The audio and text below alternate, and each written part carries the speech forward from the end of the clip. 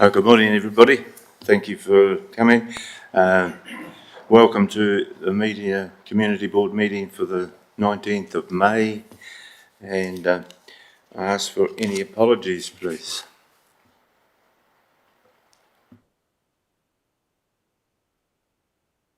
No apologies. Public forum.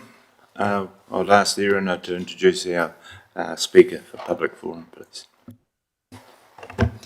Thank you, Chair Pat. Today we have Raylene Truder. Raylene is our Taurua Community Connector, and she's just going to introduce herself today. You might recognise Raylene as Raylene was on council last term. So welcome, Raylene.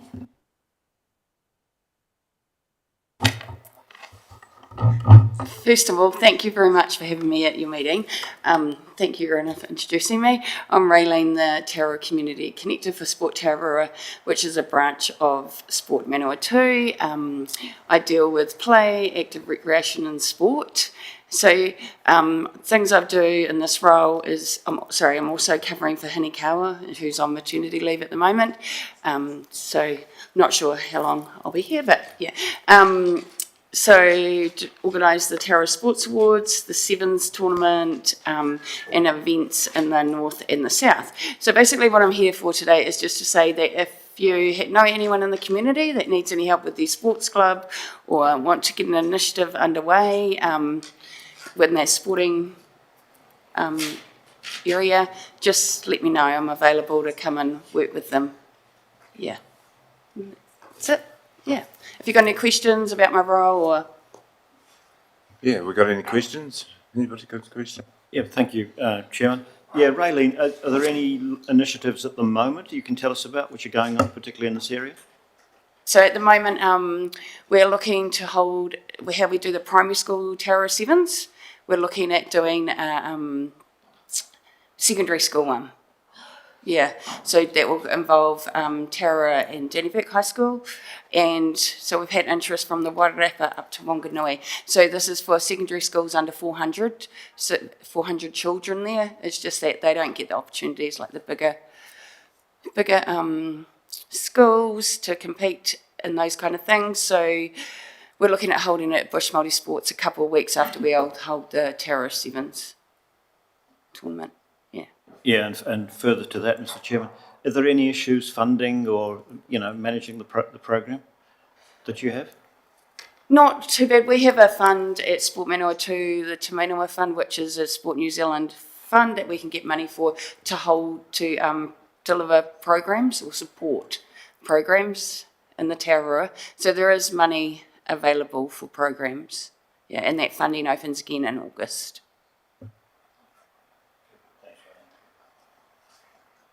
Anybody else? No, thank you for having me.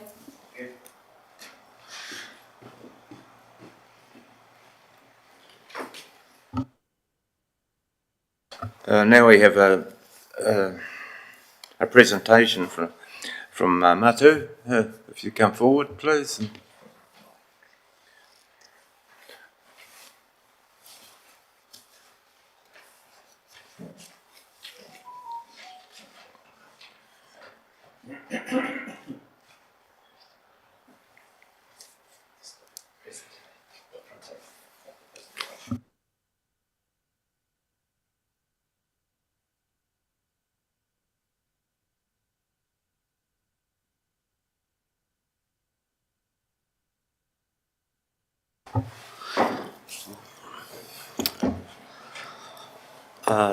Tēnā koutou i ngā raurangatira mā, ko hui mai nei I tēnei wā. Tēnā koutou katoa ko Waiau, ko Machi Taurau taku ingoa, ngā uri o Rangitāne, no Tamaki Nui a Rua ahau, kei Tauranga Moana taku kāinga I nai nei. So nō reira, tēnā koutou katoa. So kia ora, my name is Machi Taurau. I'm the CEO of Tumaira Energy. We're owned by the Tumaira investments that rolls up into the Rangitāne Tumaira Trust. We started back in 2020, and we're now a full-fledged solar company with a number of sites operating throughout the North Island and have about 22 staff. And today I'll be talking to you about the floating solar project at the Dannevirke wastewater treatment plant. So there's a lot of information on this page, but I'll summarise it for you really quickly. So Rangitane or Tamaki Nui Arua were received funding from the Ministry of Business, Innovation and Employment to install a solar system to distribute the benefits from the system to targeted households in Dannevirke. It was a proposal put into to the Renewable Energy Fund that was released back in, I think it was 2022. And what they liked about the project was working with council, an iwi company working with council, delivering benefits not only to whānau within the Dannevirke district, but also giving benefits back to the council as well.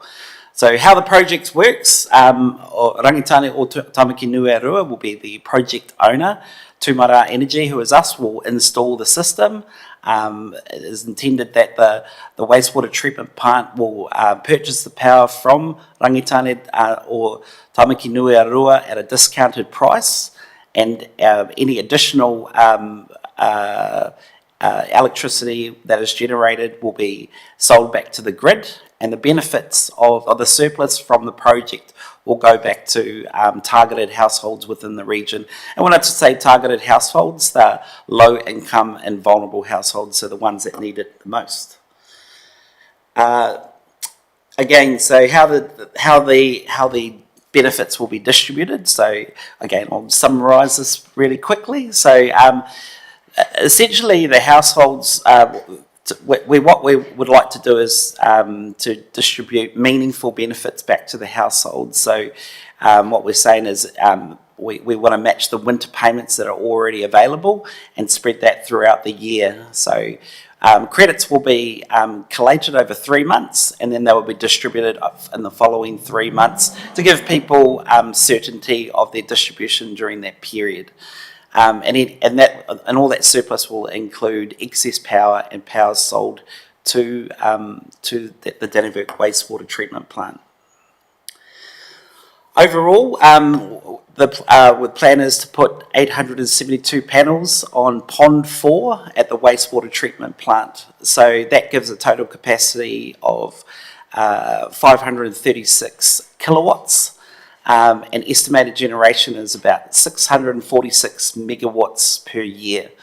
And then the benefits of the system, we are hoping to offset the energy consumption of approximately 50 to 100 households within the Dannevirke district.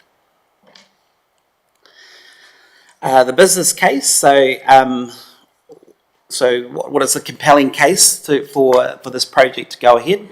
Well, it gives the Tararua District Council a chance to lock in the price of power for 10 years with an option out to 20 years. So it's not to say that we have to lock in a price for 20 years. We can go shorter, which was the preference throughout our discussions. So the surplus from projects distributed to low-income and vulnerable households estimated in the first 10 years to be around 660k, and estimated savings after 20 years to be around approximately 1.5 million.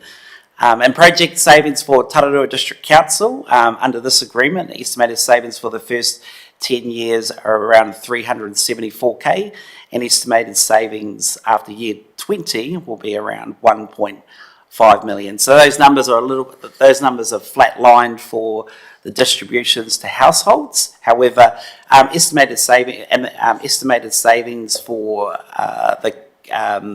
the council ramp up over time as prices increase, and you've got a locked-in price rate for that period.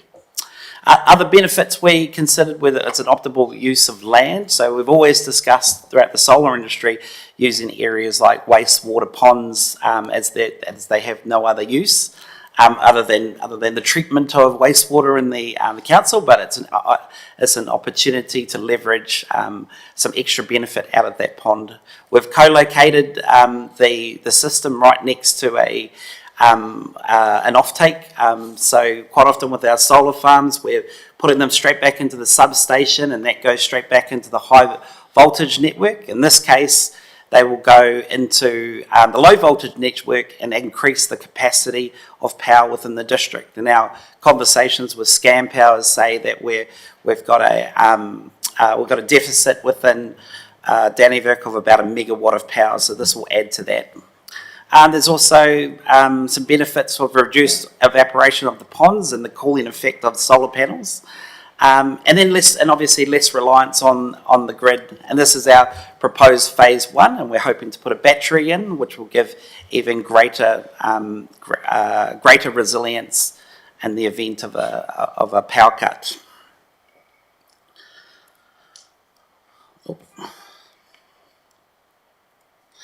So our design, so it's on Pond 4. So Pond 4 is the main operation of Pond 4 is not for the treatment of water.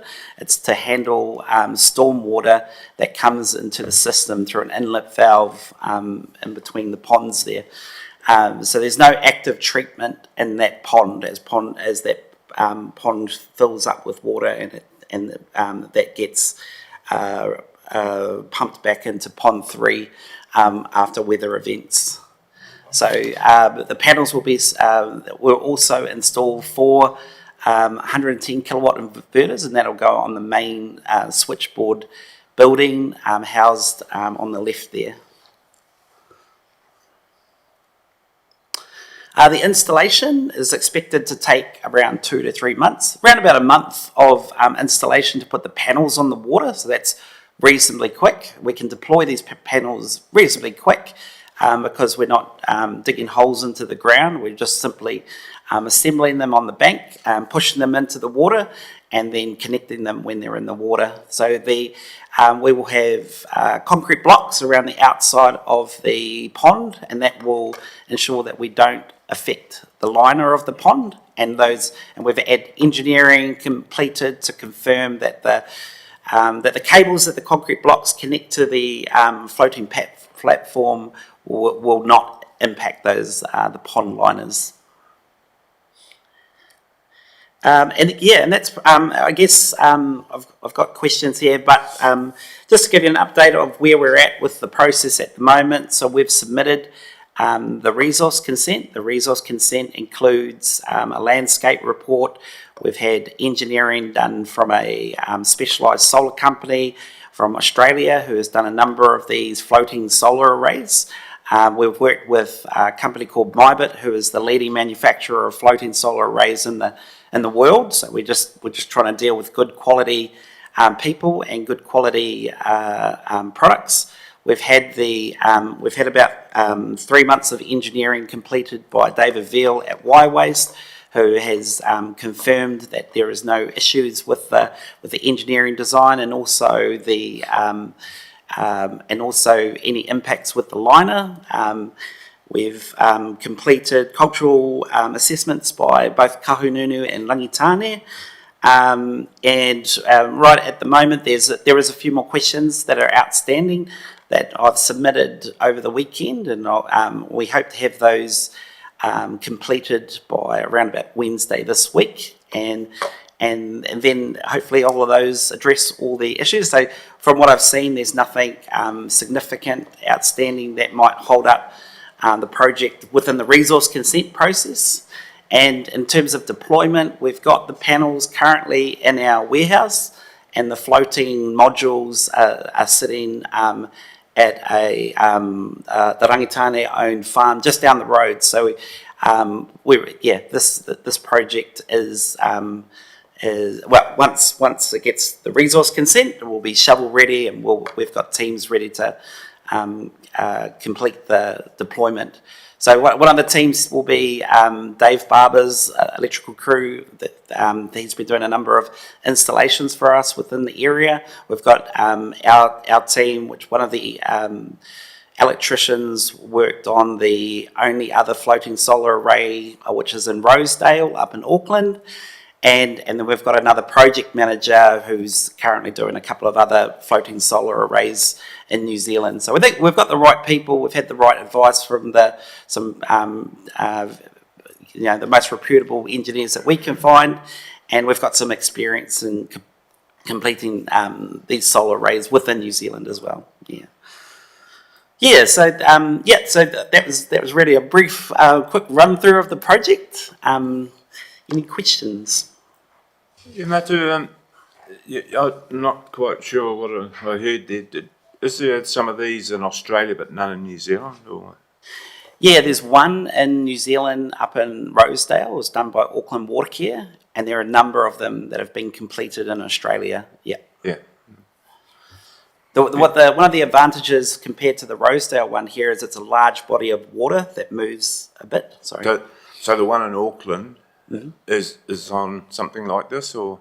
This is the one in Auckland is on a large body of water which is quite exposed, and the water moves quite a bit. So there's a bit more risk involved with that one. And this one, we've got a much smaller body of water. The depth of the water is between sort of 1 and 3 meters.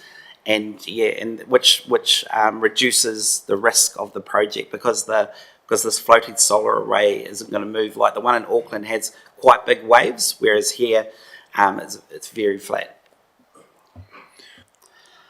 Any other questions? Terry? Oh, kia ora, Matthew. Kia ora. The ongoing maintenance of the panels, is there there'll be a crew?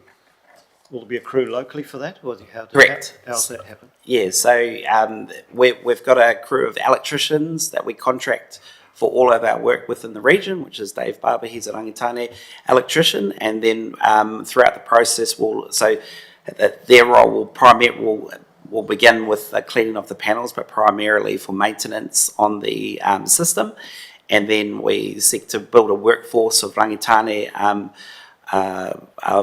labourers to complete the cleaning. There's something similar to what we've done further north with, I guess it's growing capacity and capability within the people that we serve. Yeah. Oh, good. Thank you.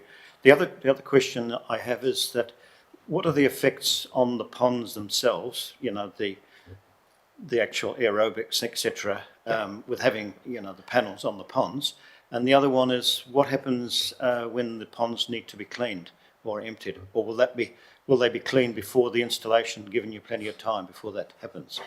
Yeah, so we reached out to Site Care, and so they do a number of dredging throughout the country on different wastewater treatment ponds, by putting panels on the water, it does reduce the UV light hitting the pond, but the reduction in UV light is around about 10% through the panels. Now the panels only cover about 40% of the area of the pond, and they're also see-through. So they are bifacial panels, so they don't have a backing on it. The UV light actually penetrates it. So we get 20% of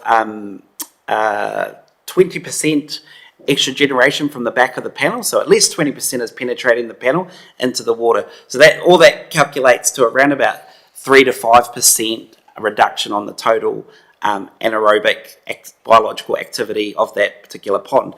However, that pond's not a treatment pond, so there's no treatment happening in that pond. So all that anaerobic stuff is negligible, and that's what Graham from Site Care has written back in his response to that. But however, so then the next part is the dredging. Now, it's not often that stormwater ponds are dredged. However, Graham's recommendation was to do a survey of that pond to find out how much solids are actually in the pond. I did ask him how many of these types of ponds that they have actually dredged, and he said none. But he said the only way you'll ever know is by doing that survey, and that's to determine how much solids are in that water. So if it's above 30%, it just means that there's no that goes beyond the limit of any treatment that would be performed in that pond. However, there is also no treatment being done in the pond. All that water is pumped back into the pond 3, and the treatment occurs in that pond. So, but to know for sure exactly how much solids are in there, you would need to perform that survey, and then that'll just give you a level, and then we'd go, okay, from 2006 to 2025, this is the level, and that would give us an assumption of how much, how many years it would take us to get to 30% solids in that pond. Sorry, that's a long answer, but yeah. Kia ora, Matilda. Thank you. Benny? So will this survey be done before the installation of the solar panels? Because I believe the council's already got underwater drone capabilities. I can give you an update on this. Sorry, excuse me, through the chair. Is it okay if I reply? Yeah. So a survey was done 3 years ago of that pond. It was fairly new because of its being relined, I think about 8 years ago, maybe a little bit longer. It was 10 centimetres of suspended solids, probably biological, according to our independent consultant, that the engineer, wastewater engineer that we've had review the consent at the moment. So this only was fresh last week. So generally you can biologically reduce that by seeding it with bacteria, which basically eats the sludge further down. So 10 centimetres is not that much, and I think you've got advisement to that they might need to be done every 20 years. Yeah. Perhaps. But that would be if it was pond 1 rather than pond 4, which is basically at the end of the stages. So not a lot of sediment gets through to the final stage. Sorry, thank you. Sorry for jumping in. So are we redoing the survey before the solar panels go in? Not probably necessary given the low level that it was. Okay. Erina? Thank you, Chair Pat. Morena Matu, and thank you for coming today. This is a great presentation and this answers a lot more questions than the first presentation that we had. So it's great that you guys have done so much work and it's looking really good. I just wanted to ask, how much, is there much room to work around the pond around the outside? Because looking at some of these photos, you know, like it kind of looks like it'll drop off the side kind of thing. What is that looking like for you? Yeah, so the concrete blocks fit, which is good, and that's been engineered. However, there's 2 areas on the northeast side and the northwest side where you won't be able to put a vehicle past. So you can access the back. There's an area at the back of the wastewater treatment plant down the hill where you can actually create an access way up through the hill to the back. So if you did need a vehicle to go up there, but yeah, there's some narrow edges around that pond and a vehicle won't be able to pass through there. So there was some talk about maintenance. So you will be able to access.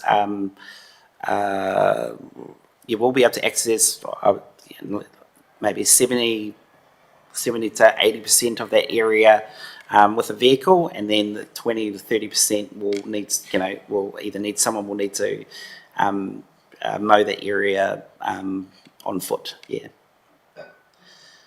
Cool, thank you. And that answers my question. And great to see something that benefits the whole community, ratepayers and community with the power discount. Thank you. Thank you. Thanks, Erina. Ron? Yeah, good morning. What's the overall, as a basic thing to tell the ratepayers, how much money by advantage are we having it by putting it on a pond and not on land? How much do we actually save everybody? Yeah, it's a good question. This is a difficult project. However, the council itself doesn't meet the council itself isn't meeting the cost of the installation of the floating solar array.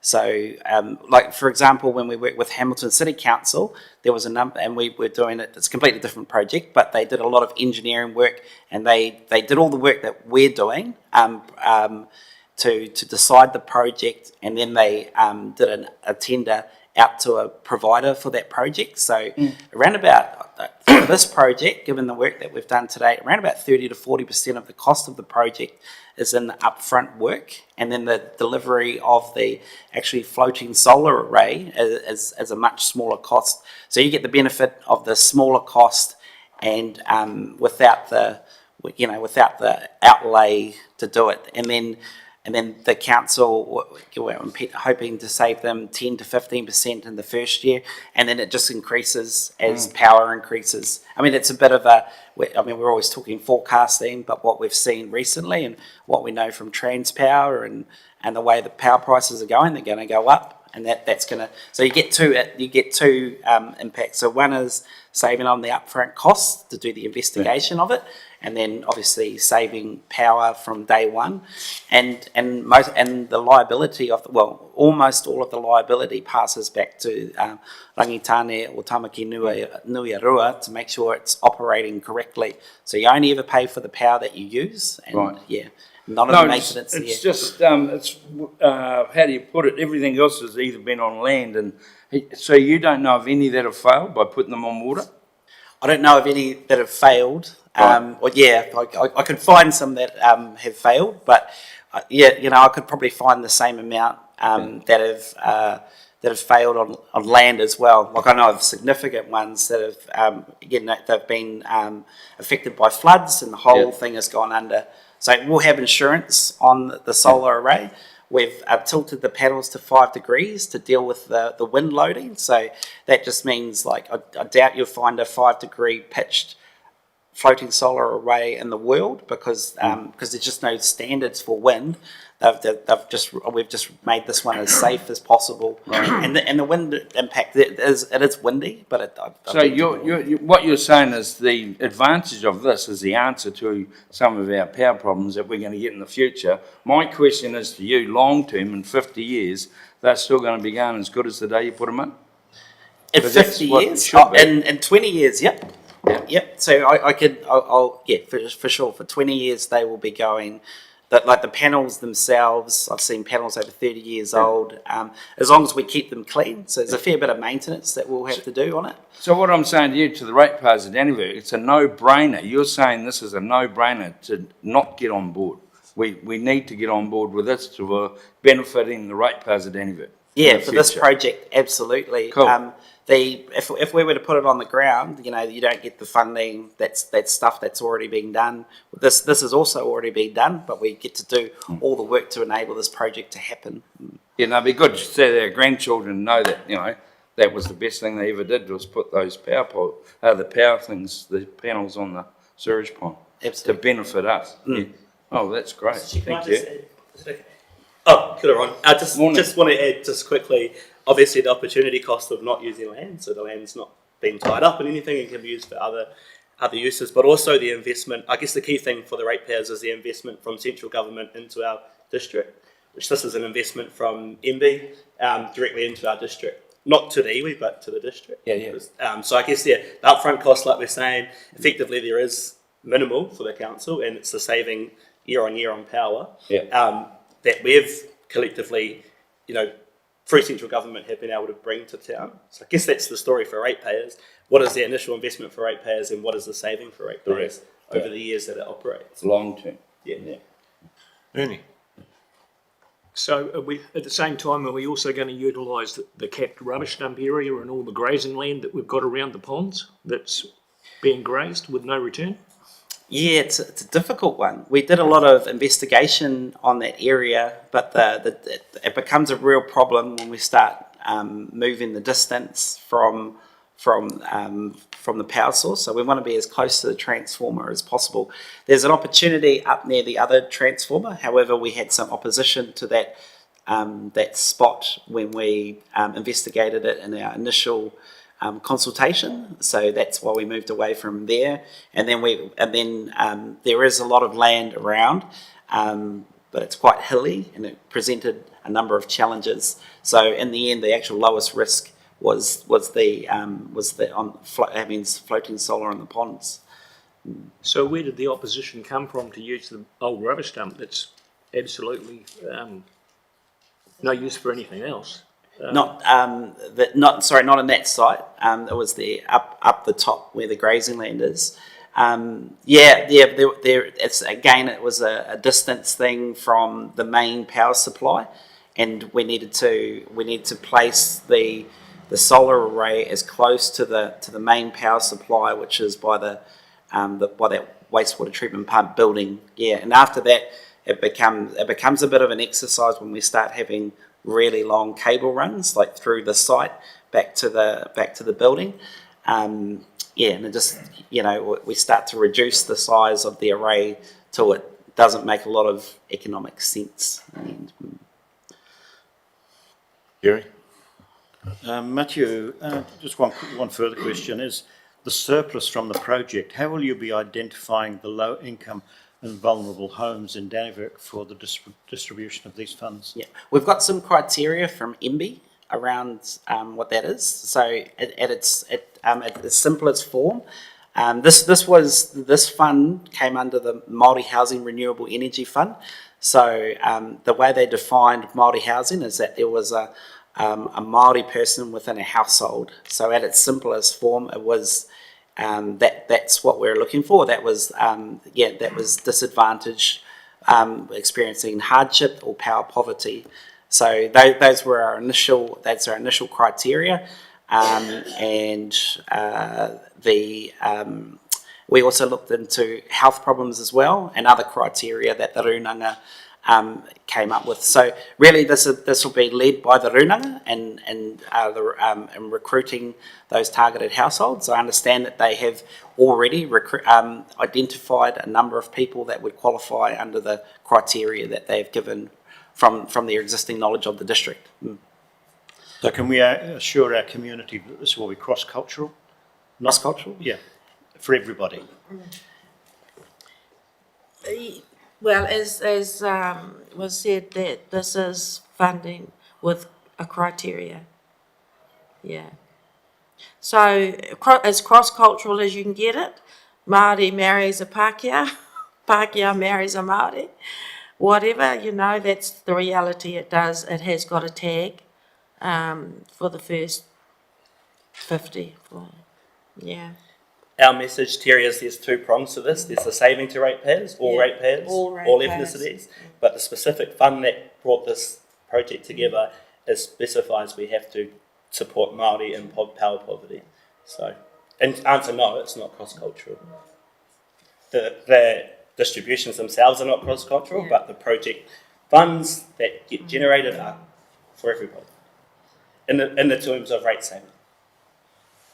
And even that exercise in itself, we've got staff who have undertaken to have a look at families. That's not been an easy task either, to try and sort of identify under their criteria. It's still an ongoing thing for the staff to do. Sorry, I guess as an iwi, this is something that we can bring to our whānau members that they can benefit from. And there's not very many things we can do as an iwi to achieve that. So I guess this in particular is something that also doesn't just specifically benefit the iwi members themselves. It benefits all Māori in the community as well as all ratepayers. So I guess that's where we're... But for sure, the message has to be that no, it's not for all cultures. This was part of a $28 million fund, $14 million of which went to public housing through Kāinga Order, and the other $14 million went through, I guess, Māori-led projects, and the criteria was the same for all of them. Yeah. Yeah, kia ora. Thank you for that, because I think it's important that we know that explanation and we can understand, exactly what that distribution will be. Thank you. I guess the socialising of that to our community is important, how we manage that space, and we'll certainly do that. There's sensitive stuff happening in our communities at the moment, so we'll just make sure that the messaging will be correct, and if anybody wants to talk to us about it, we're willing to listen. Oh, well, thank you very much for your presentation. Sorry. Oh, Bernie, sorry. I think it's a wonderful project for the community. I think the iwi's doing well, and I think it needs to be acknowledged that the land that's involved where the ponds are used to be Maori land that was taken under the Public Works Act. So, yeah, I don't think there's any cross-contamination of cultures or anything like that. I think it's a really good project. Well, I'm pleased to hear that, Ernie, because I heard that you might have been the one that might have had all the questions and concerns. So thank you for that. Appreciate that. Yeah, thank you. I think we've done a fair bit, a lot of work, and the council have given us a lot of support and to push us, guide us in the right areas to get all these answers and to work through the really sort of a tricky at times project. But yeah, I think we're at the point now we've uncovered everything that we needed uncover, and we've had it all checked. So in the process of the last little piece, so yeah, really happy with where we're at. Just the last bit from me. I was standing on the side of the ponds with David Veal, and I mean, both of us standing there thinking this is pretty cool. And I said to him, imagine, you know, imagine when it comes and it's going to be a success, how it will be for Tararua. Imagine this is the first. How, you know, if we can get it all right and line all our ducks up in a row, and that this could be, we could be leaders in this space. And for us, into renewable energy, we're looking for other opportunities, because, I mean, you look at the wind turbines, there's 25 kilometres of those now, and so we really do need to look at other options. And there's, if you know, I'm a land girl, so I mean, I'm not really into taking good land that can be farmed, but this is pretty innovative. So if we can pull it off, it'll be great for Tararua, and I've got lots of faith in the experts. And just on behalf of Rangitania, I'd like to thank District Council staff, Peter Wimsett, for his support. And Peter's you know, he's got a tick the box guy, so I'm really grateful that we've had that expertise through this whole time. Yeah, let's watch the space. Hopefully we're cool. Thank you for the opportunity. Just being Lorraine's nephew, we always have to have one more say in each other. The cool part about this picture for us is we've just been able to buy the 8 hectares across the road from the ponds from Jimmy Mackay, and we did that at the start of the year. So I guess the picture, the full picture of the Makirikiri area for us as Rangitania is very important, and having this project there makes it even more special for our iwi. Kia ora. Kia ora. Thank you very much for coming and presenting this to us. It was great to hear from you. So thanks very much. Thank you. Thank you. Thank you for listening. Have a great day. You too. Can you press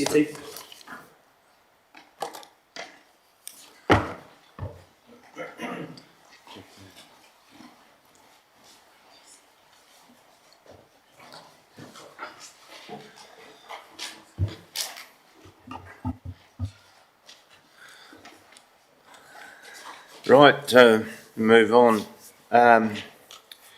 Any items not on the agenda?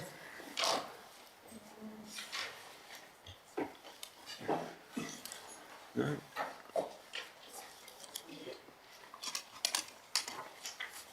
Nini? Yes, I asked for some clarification on the Stanley Street signs and the verge on the railway lines to be put on the agenda.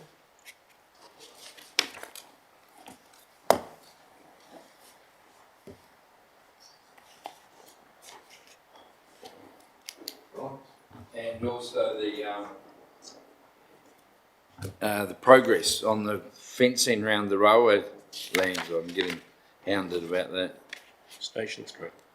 Well, all general fencing that the railways got going through the centre of town, where they haven't been repaired or whatever. I don't know how health and safety works, but good question.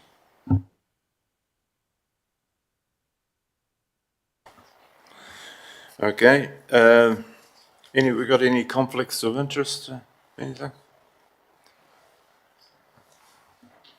Nothing. Can someone move that the minutes of the last meeting be a true and correct record, please? Thanks, Ernie. Seconder? Thanks, Erina.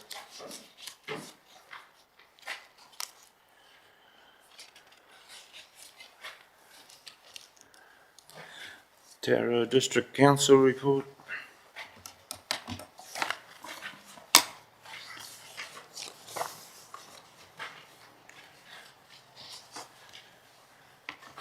So I move that this be accepted. Yeah, thanks, Terry. Seconded, Ron. Thank you. All those in favour, please say aye. Against, carried.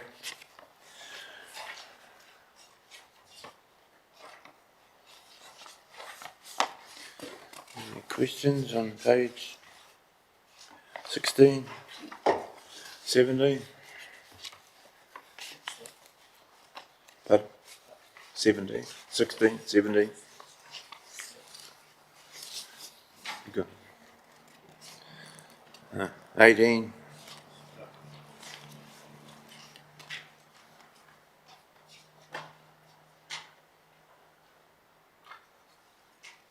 19.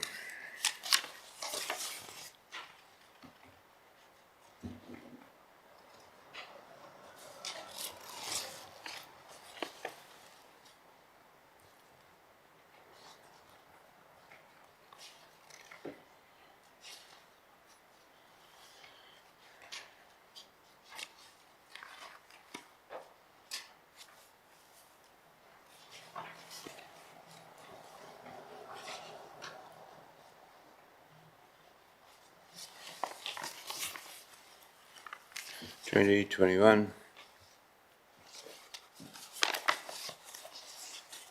22, 23.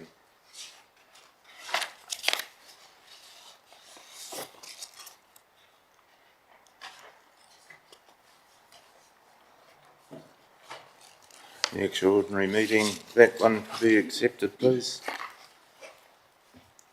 So, that is on the extraordinary meeting of the council. So I move that be accepted. Got a second? Move that. Got a seconder? Thanks, Ron. All those in favour, please say aye. Against, carried. No questions?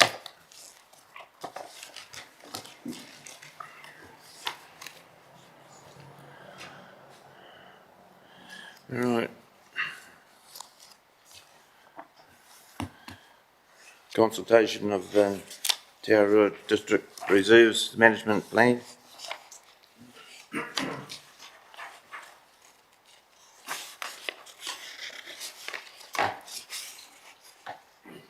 So are we going to be expecting a report? I had a brief read through the attachments and everything. Are we going to be actively seeking to dispose of some land?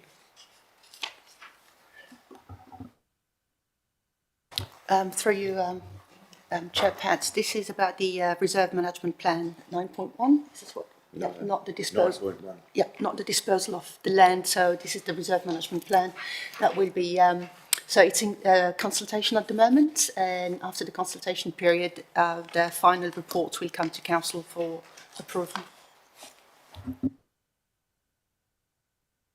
Mr. Chairman, obviously the Community Board is going to be required to facilitate some form of consultation on this document, and I'd just like to know what you or the Board's feelings are or the proposals are for the consultation on this document and where we're heading, because I feel as though that we're going to need a lot more information going forward if we're going to make a submission. And obviously there are two areas there, two domains within our area. Obviously Yumataroa Reserve, who we've been working with pretty closely, and also Mangata Reserve as well. So obviously council's had some discussion on those, and I think it would be pertinent that we worked out or found out from the likes of Qatar what is happening with those domains. Can I just ask you about while you're going to do that, the Yumataroa, that is not council, is it? That doesn't belong to council. It does belong to council. When did they take that over? Through you, Chairman, but I'll have to come back to you with the exact date. I'm not really, I'm not too sure at the moment. Yeah, I'll have to, yeah.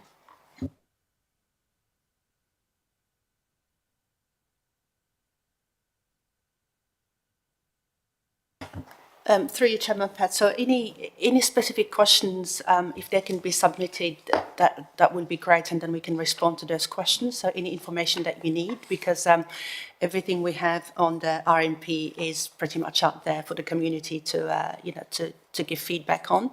If there is anything missing, all I would ask really is to please just submit those questions through through myself or through Democracy Services, and we're more than happy to address those questions. Thanks, Katara. I just think there's quite a bit in this document that we need to go through, and if we're going to make a legitimate submission, we have had very little time to study it so far. So there are obviously a lot of questions that we'll need to be asking. Do you think we'll be having a public meeting that people can talk to it, or that we will front a meeting, or are we just going to decide between the four of us? Because if it's out there and it's a long-term investment, are we going to hear from the people so we know what they're thinking? Through you, Chairman Pat. So it is out there for people to submit on. So everything is out there for the community to pretty much submit any feedback they have on the RMP. So you may wish to work with the community, or but really everything we have provided to the community to consider, and this has been going for a while now. So we're really at the last stages. So after the consultation is the consideration of feedback and getting ready for the final RMP to be adopted. So I think you have until June, the 20th of June, to pretty much submit any feedback you may have, whether consultation with the community but everything is out there. Thank you. Yeah, Tracy.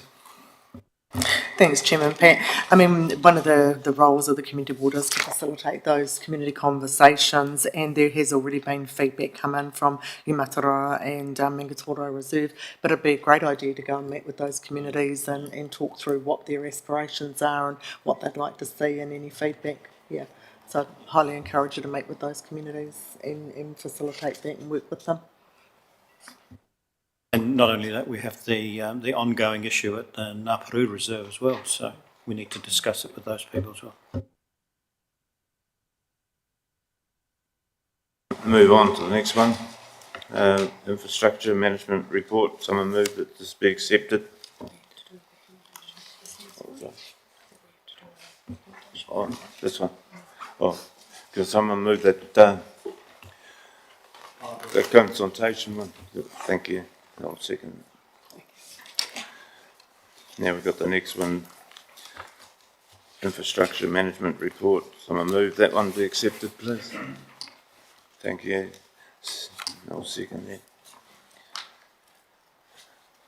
Hamish, would you like to speak to this? Any questions? No?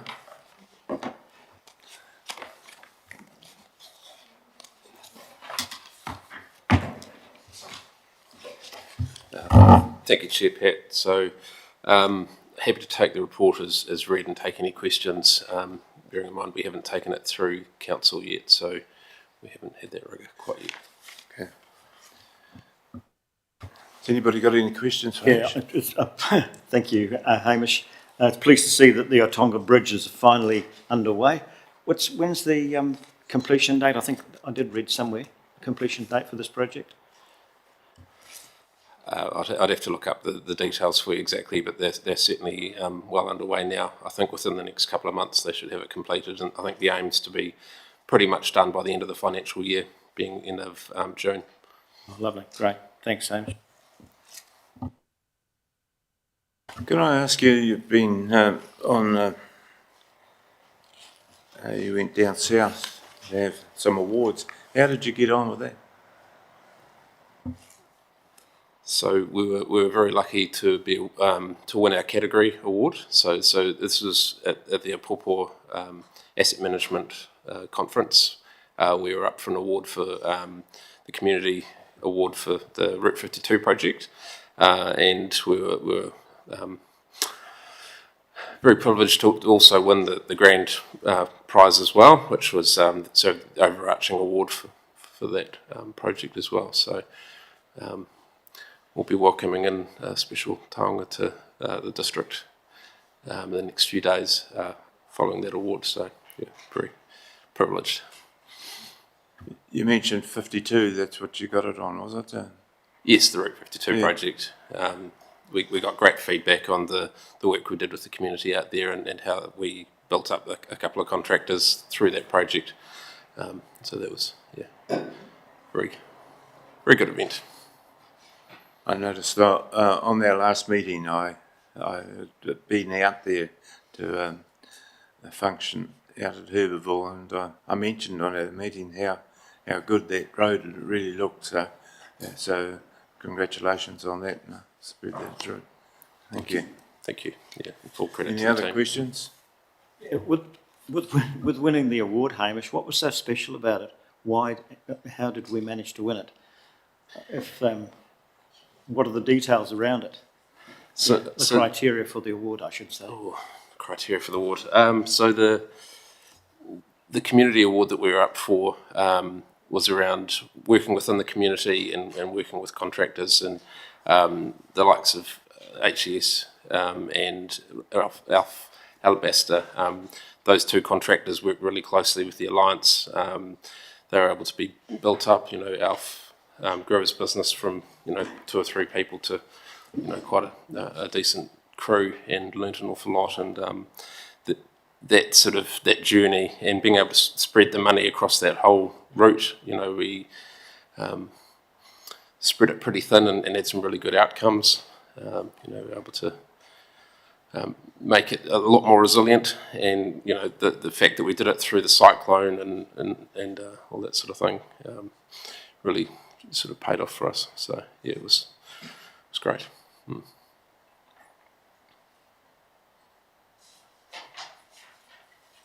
Thanks, Hamish. Thanks for coming in. Thank you very much. Right, move on to the portfolio report.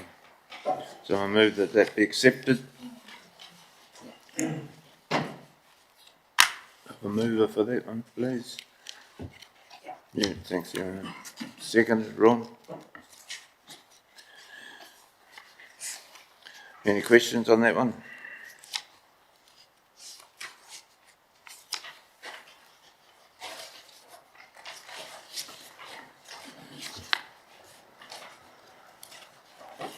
No more questions? Thank you.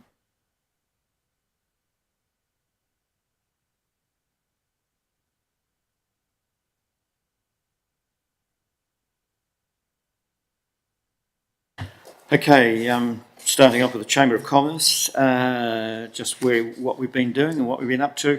The 30th of April, we were very lucky to have Steve Carley from the Bush Telegraph address us at a breakfast meeting. Steve gave us an update on where the Bush Telegraph is at present, both financially and practically, and what he's hoping to achieve in the future. So he gave us a good background to the paper, and as I say, where we're at with the paper, and of course, we need this community newspaper to survive in our district. The 27th of May, we have an event booked in at the Dannevirke radio station for an after fives, so that's going to be very interesting.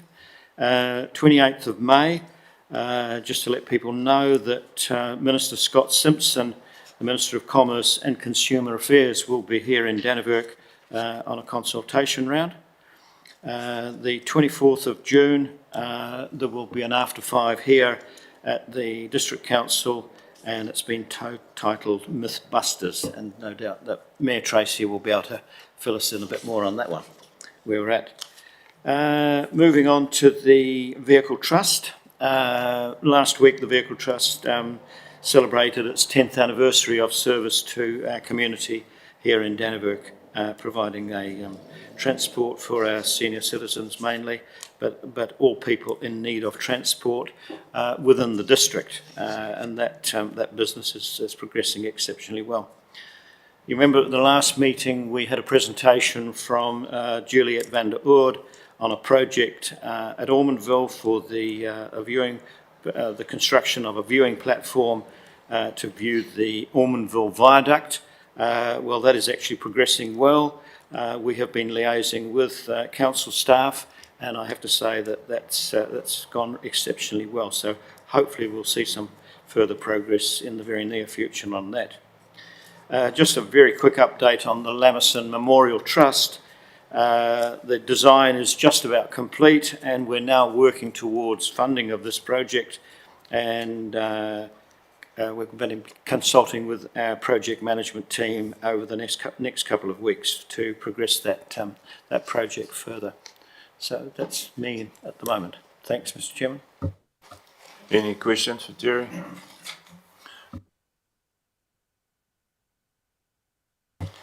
I only got the one to report on, and that's the brass band. We had a very successful Anzac parade, great turnout, great what the brass band does for the community, both in Dannevirke and Norsewood, Witakura, Ormondville, Makuriku.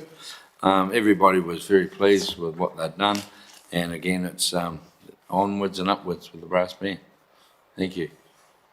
Thanks, Ron. Thank you. I'll just pass around just a brief of the plan for the skate park and basketball court.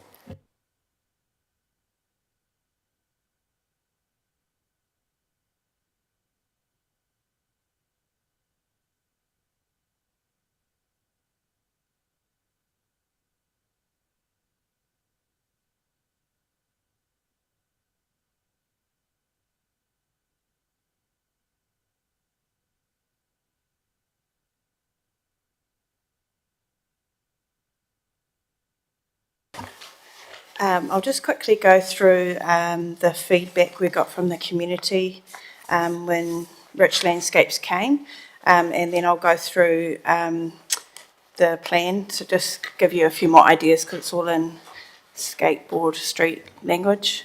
It's a little bit hard to read. So some of the brief skating styles and skill levels focus on beginner to intermediate, flow and street usage with minimal advanced features.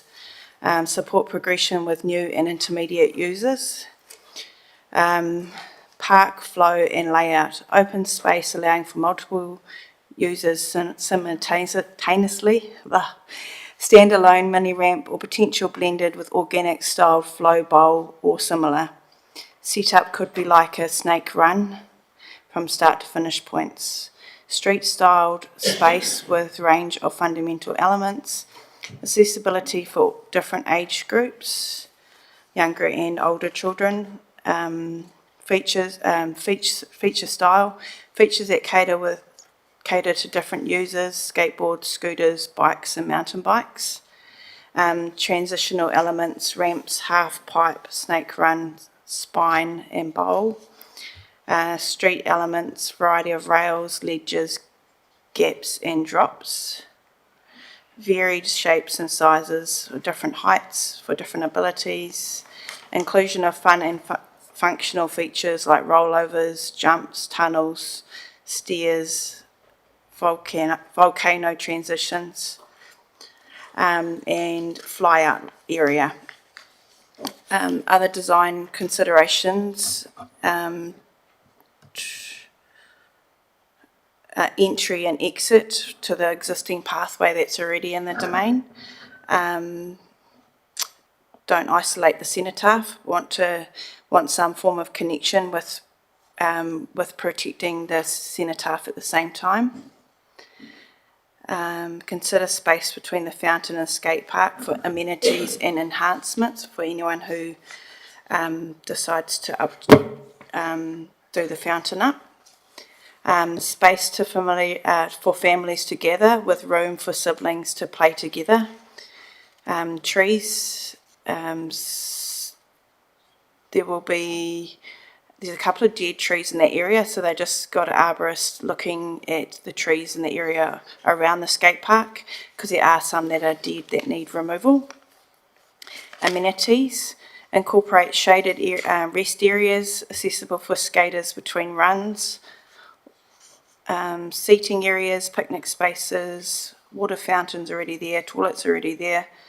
preserve and enhance the green space, lighting for evening use. There probably won't be lighting for evening use, it will only be dim lighting for safety. Security features like cameras. With iwi, we worked with both iwi, so they were thinking about in part of the concrete featuring tuna or hoya birds. Use of vibrant, engaging colours with artistic designs. Use of high quality construction materials like high MPA concrete, smooth finishes and ride surfaces. So that was the design brief. They were all the feedback that the skate park designers got from our area for all the groups that they worked with. If you just go to the main big, so it doesn't have all the flash little bits in there, but this just gives you a blow-up version of the shape of the skate park and the way they use the area. You'll see to the right is the existing asphalt pathway that the children will come off and then go into the area. There's flow seating, so there's lots of seating for the kids to rest or parents to watch the children. There's a street area for flow features, so that's the little ramps and jumps that they have in there. Plus we've got a few different garden beds, which the garden beds are for like the drainage. The water will come off the skate park and into the drainage beds to water the gardens. If you go to the next one, which is a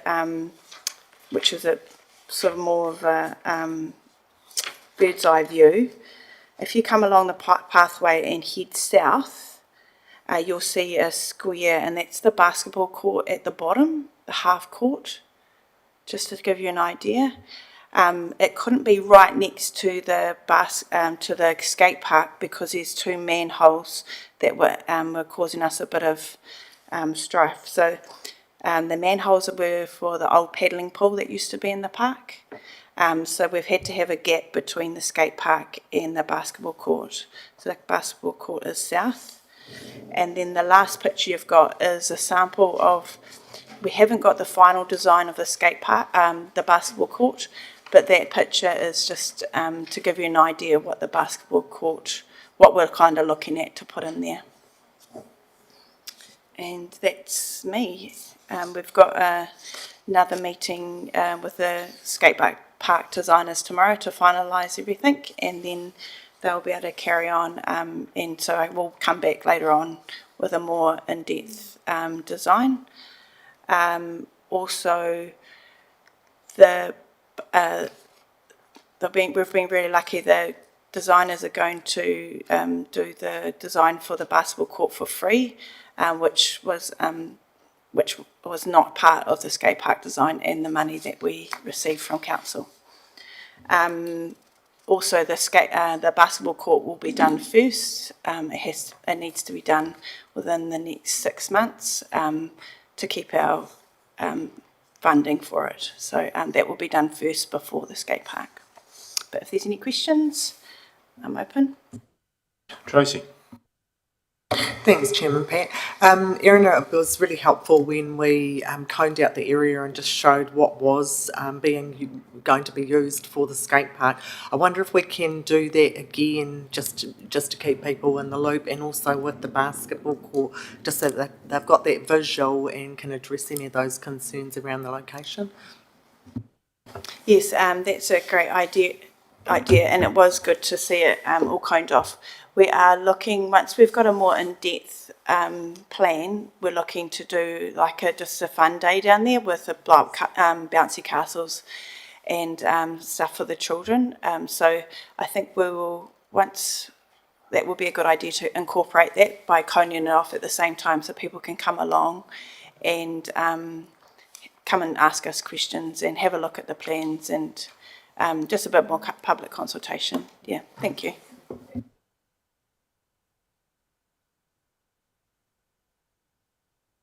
Any other questions?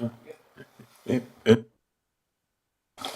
So if the obsolete manholes that used to be part of the paddling pool aren't being used for anything, why aren't they removed and the drain terminated or sealed off? Yeah, that's a good point, Jenny. I guess that they were kind of looking at the cost of removing them. We'd have to, because it all costs money, but removing them. But they also, another thing we thought by leaving them there, if we needed to use them for drainage, if we were allowed, depending on if we're allowed to drain into those drains, that we would look into that as well. That would be an option. But yeah, no, that's a good point.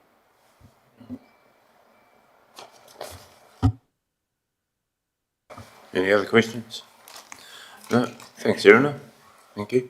Ernie?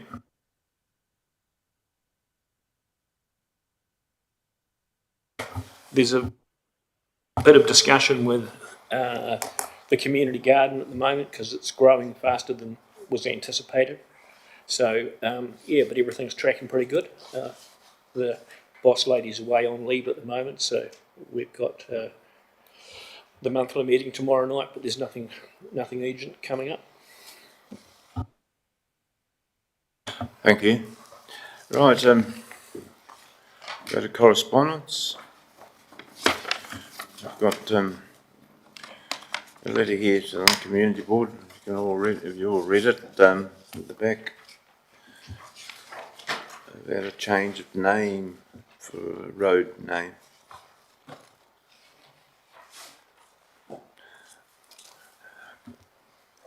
What I'll do with this is take it to the road safety. I think this is probably the best way, do you think? Or, oh, okay, Hamish, thank you. Thank you, Chairman Pat. Happy for you to submit it as a CRM through to the writing team, and they can assess the next steps to take with that, including discussing with the person in question.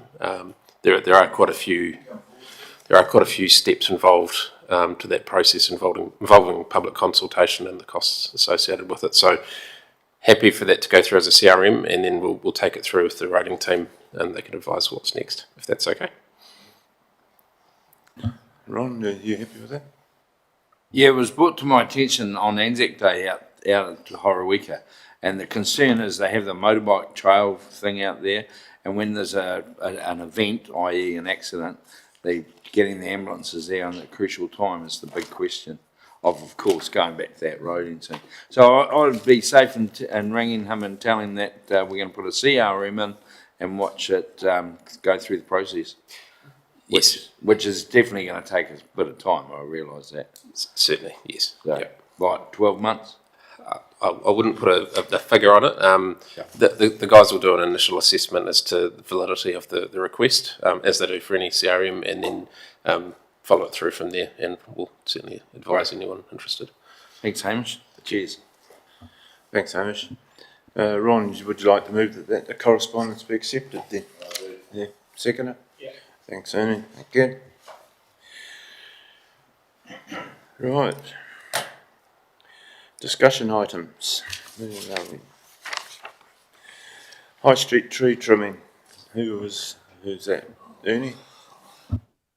It seems to concern everybody that the cost of these high street tree trimming, and I was in town last week, and the amount of mess that these trees in High Street are creating, it must be time to pull the pin and change the trees, surely. Go to public consultation. And I've spoken to a few of the retailers, and they're sick and tired of cleaning the streets. And it's just an ongoing cost that, we can't afford.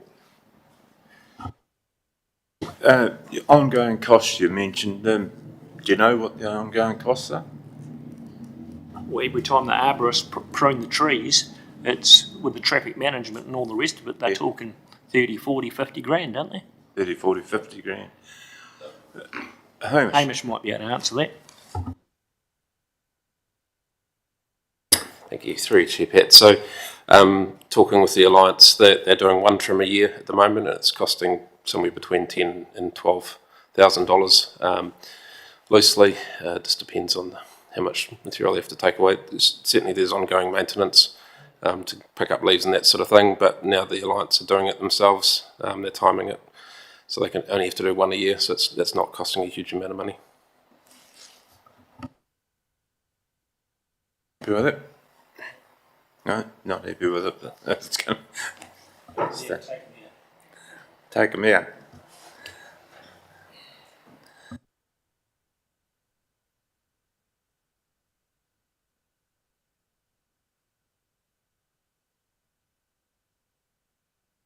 Just around the corner, so we're going to have to start working on it straight away, really.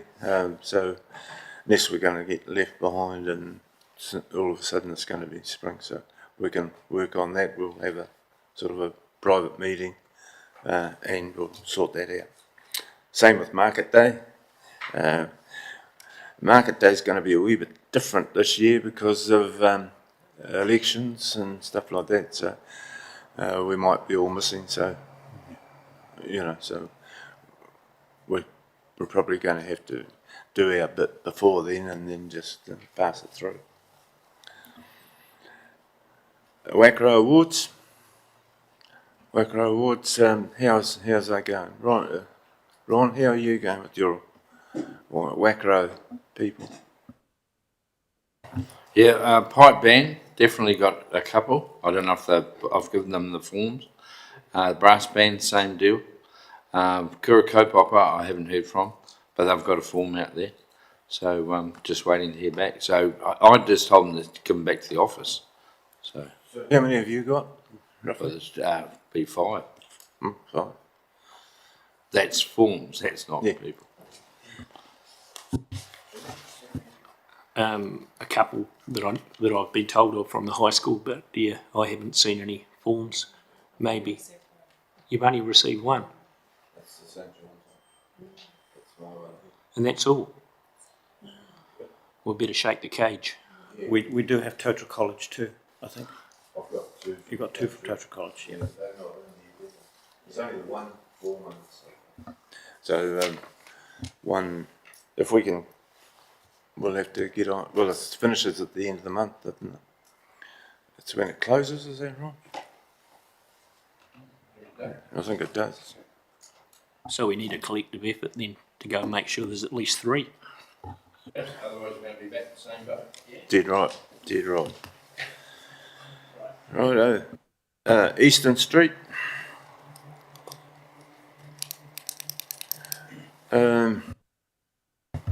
Eastern Street seems to be, I've been down there and had a look. He's moving some of the cars down there, so whether he keeps going, I haven't been there in the last week, but I don't know if anybody knows anything. Oh, sorry. Through your chair, Pat, yes, we have been working with him very closely, and he's made a really big improvements around there. And we have a process in place with the regulatory team that we are going to keep that going. And so we've got a process in place, and there is we can see the positive progress he's made, and he continues to make that progress. If that drops off, we've got a process in place to deal with it. So we really are hoping this is the last time we have that problem. It is taking a bit of time, but because of the positive progress he's making, we're confident we'll be able to. He's working with us really well, so that's I believe that's going well. Thank you. Yeah, I have been talking to him down there as well, and he is making an effort. So, okay. Derelict halls. Not quite sure who. We've got a hall down in Redfern Street. That's derelict. I don't know what the story is there. Would anybody be able to help me on that one? Here or no? Yeah. Yeah.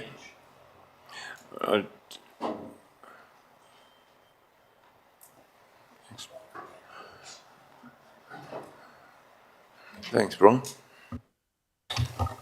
Thank you, Chair Pat. So you're referring to the old rugby club rooms, yes. So that's currently with our rates team. That's I think's been there's some issues in terms of the rates regarding it, and we're just going through a process at the moment around that building. So watch this space is all I can say at this point. Will they be able to knock it down, or? Well, it's got to go through a building. process, and then whatever happens to the land through this process, then decisions at that point will need to be made by potentially. I've got to be careful what I say, but a new owner could make a decision around what happens to that. No, just that we had a big function down there on the weekend, and there was a lot of the old rugby club boys that had that club, and I would have sooner seen it pushed over than for them to come back and see what that had happened to it. So, thanks anyway, Bron. Thank you. So has it been abandoned, like the rate's not paid and all the rest of it? Is that the problem?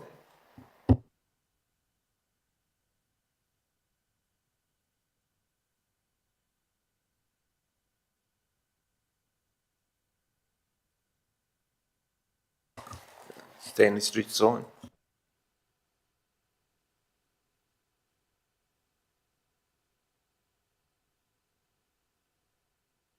Can we have some clarification on the use of the signs and what the process is to put signs up? Terry might be able to do that. Yeah, since we're the instigators of those signs, there are there are two signs that are permanent signs owned by individual organisations, i.e. Y-Splash, and three actually, Y-Splash, the Gallery of History, and the other one is Fantasy Cave. They have their own permanent signs. All of the other signs are community-owned signs, which are owned and administered now by council. So if anybody wants to put a sign up or advertise their project, they go to council, they fill out the necessary forms, and they book a spot in there, okay? And they can be in there for the duration of that project, but that's decided by council. So that's how it's managed. A number of signs are stored at the men's shed, and the men's shed take responsibility for putting those signs up. So if your sign is located at the men's shed, just talk to the people at the men's shed. You'll get the dates for your function changed if necessary, and then they can be put up in the spot which has been allocated by Nigel is the person that manages it. So that's the process. It works more or less. And we've had, sadly, as we've reported before, that we've had a little bit of damage, or so a bit severe damage. Some of the signs have been smashed. The Y-Splash sign was smashed. We've just managed to get that one repaired, worked with them on that. There are two other signs which are out of commission at the moment. Sadly, the vandals smashed the posts off with those ones, but we are in the process of replacing those at the moment. Ron? Just while we're talking about signs, whatever happened to the signs that we looked at a year ago that were going to go up each side of Dannevirke? Yeah, I thought about that the other day as I was coming past to Woodville. They had theirs ones up, but Dannevirke still haven't got their ones up. It's been 2 years in that. Hamish? Thank you for the question. Through you, Chair Pat. So we've been working with NZTA to install those signs. Being on a state highway, they have to be to a certain standard, and the bases have become the challenge. So we've managed to get across the line down in Woodville. It's got to do with the bases being able to break off and the design around those. So it's been a little bit of a challenge, but they're certainly coming. And I think the challenge we have now with Dannevirke is that there are so many Welcome to Dannevirke signs. What are we doing with the other ones that are there? Do we have 3 in a row Welcome to Dannevirke? Or so it's just a bit more of a challenge to go.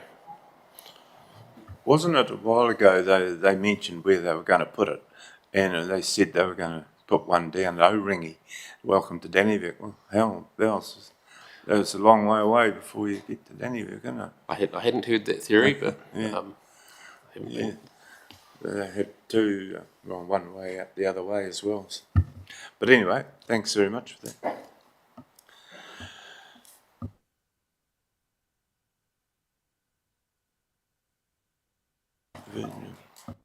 The railways have done a beautiful job of trimming up the grass on the edge of Stanley Street.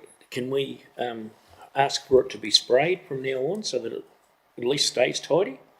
It's looking the best it's looked for a long time, so surely we can get our lawn mowing contractor or something to maintain the peace between the road and the railway. I don't know whether that'd be the lawn mowing contractor to to get the spray guy to do that.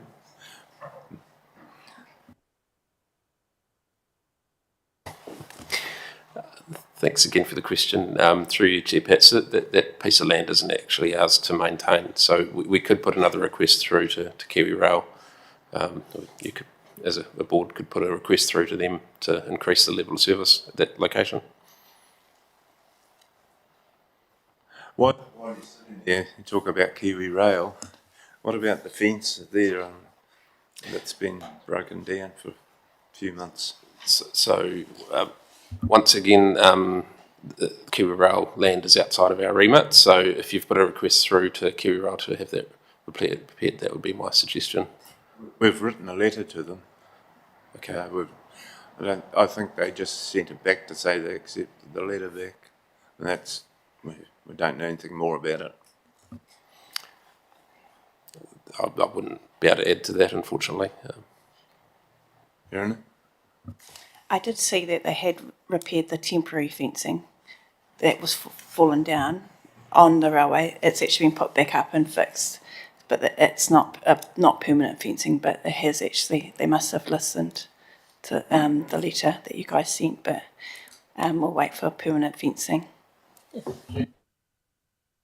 Through you, Chairman Pat, if this board's got any weight or any meaning to anyone in this council and to the community, why don't we just hit the railways again, send another letter to them? The way they treat us is disgusting.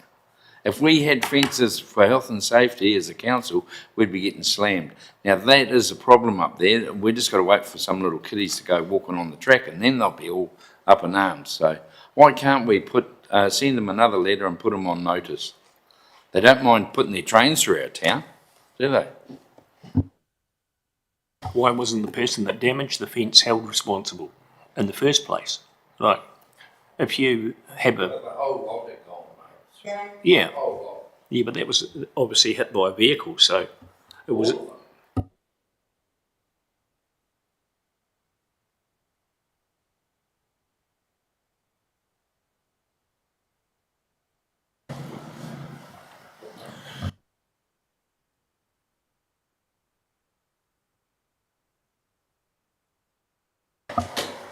We've put in for the flags, flag tracks. We've put in for that at the contestable fund. That I think the meeting is Wednesday. Through your Chairman Pat, it's 28th of May. 28th of May. Yep. So we'll know whether we're getting any money from the council. Perhaps if we've been give them a bit of money, you know, to get some money.